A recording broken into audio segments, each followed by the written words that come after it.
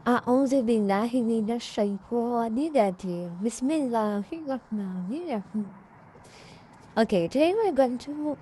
study direct and indirect sentences. Direct and indirect sentences today we are going to direct speech may be fitting the speaker's exact word वो है जबकि indirect में हम इतने अल्फाज में बता देते हैं कि रिपोर्टर ने क्या बताया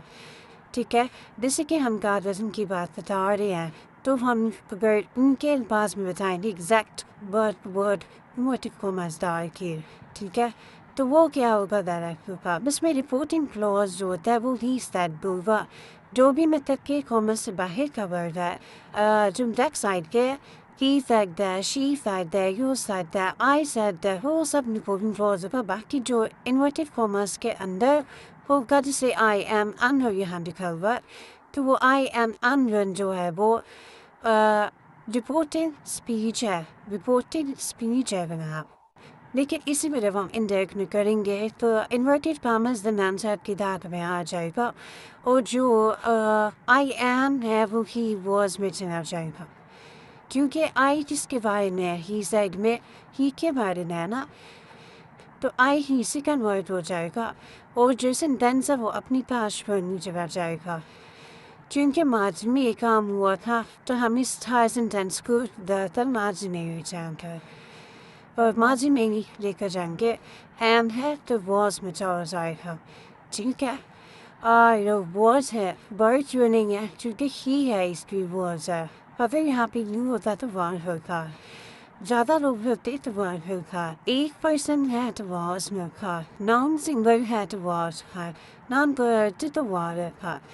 अब एम को तो हमने वॉज में किया है डिफरेंट मजीद वर्ड्स हमारे पास यहाँ आते आने की आई एम की जगह तो उनको हम लोग कैसे कन्वर्ट करेंगे ठीक है अगर यहाँ पे वॉज ही होता तो उसको हम लोग ने कैसे कन्वर्ट करना है ये सब हम आगे जाके डिटेल में हम इस चीज़ को स्टडी करेंगे कि डायरेक्ट सेंटेंस डायरेक्ट स्पीच और इनडायरेक्ट स्पीच में हम विभिन्न कन्वर्जन के इस्तेमाल से सेंटेंस पर लेके इंडायरेक्ट में कोटेशन कॉमास को ओमिट किया जाता है मिटाया जाता है conjunctions are added conjunctions add की जाती हैं कंजक्शन और इस वर्ड को कहते हैं दो सेंटेंसेस को मिलाता है जैसे कि दैट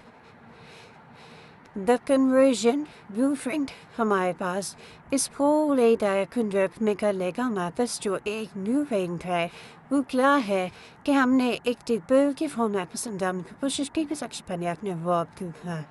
सेकेंडली आपने कंजक्शन की करना है थर्डली आपने प्रोनाउन पे फोकस करना है प्रोनाउन के बाद आपने स्पेसिफिक पे फोकस करना है इस पर हम लोग कैसे देखेंगे इवेलुएट रिपोर्टिंग वर्ब्स टेंस ठीक है जो रिपोर्टिंग वर्ब टेंसेस को वॉइस देखिए if present future report is speech then tense remains unchanged अगर वो present future की रिपोर्ट पे स्पीच है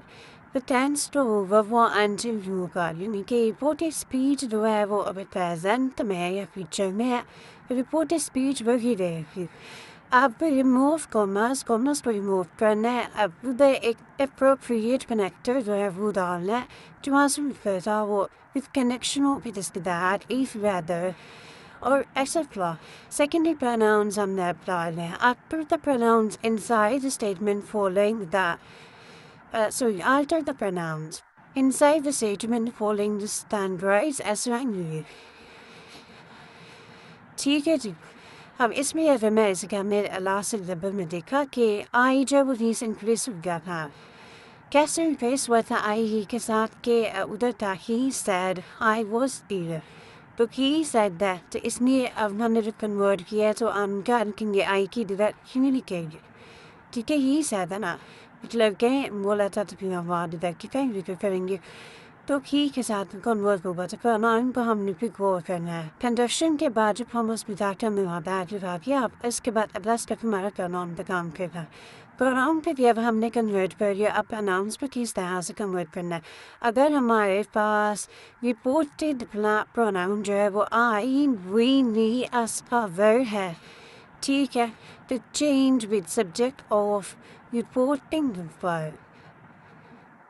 ठीक है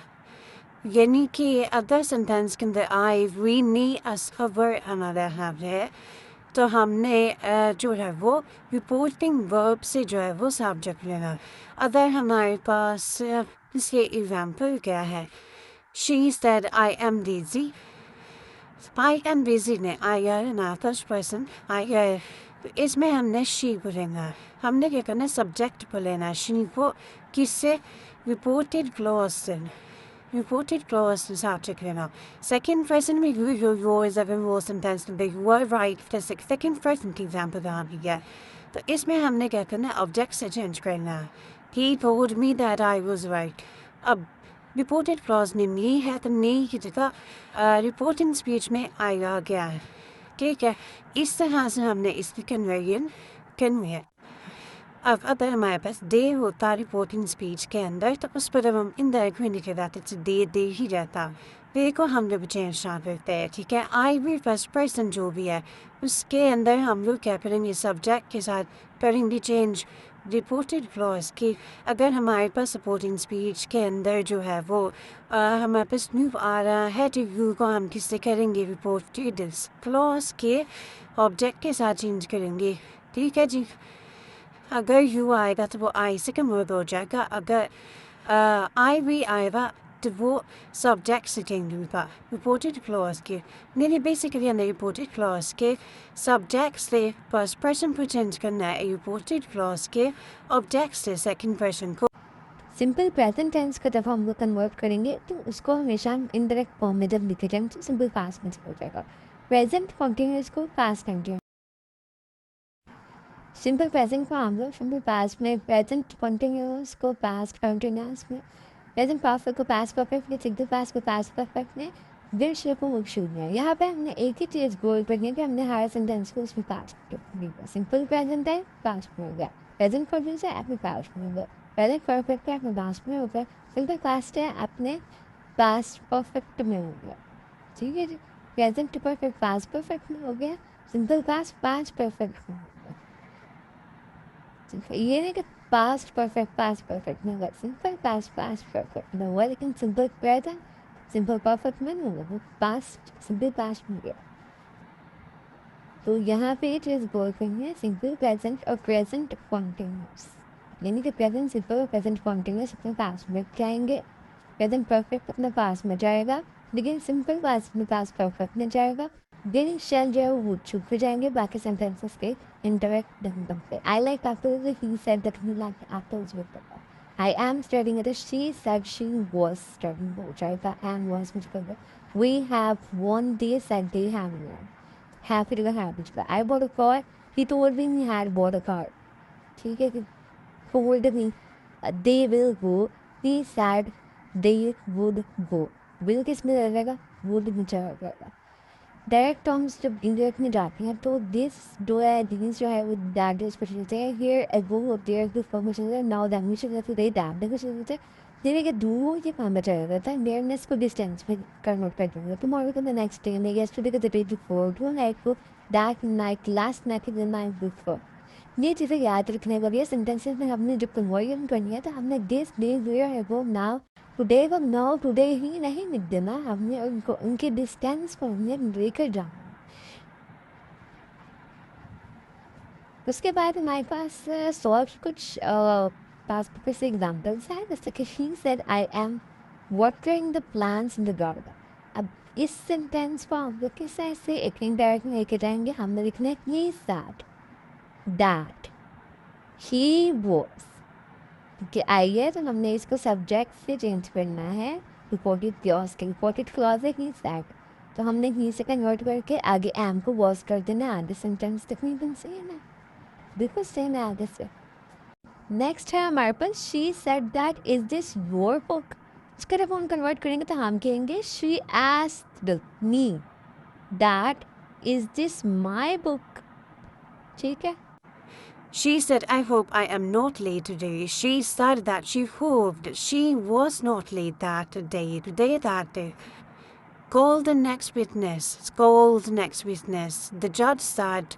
the judge ordered them to call the next witness. He says I won't speak to you. He says that he wants to speak to me. Okay so S1 formula is very important कहेंगे आपने subject को replace करना है कहेंगे आपने object को replace करना है कहेंगे आपने नथिंग रिप्लेस करना है